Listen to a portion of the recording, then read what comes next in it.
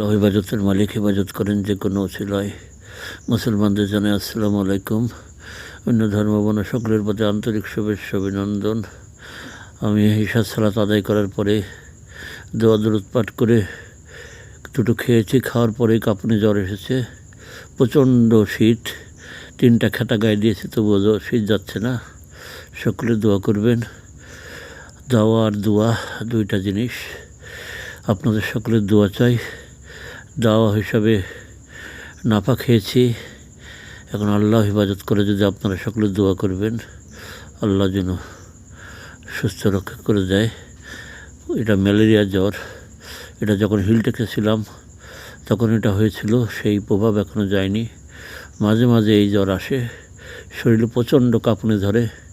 বহুত ওষুধ খেয়েছি তবু যায় না। সকলে দোয়া করবেন, সকলের কাছে দোয়া প্রার্থী। আল্লাহ হেফাজতের মালিক।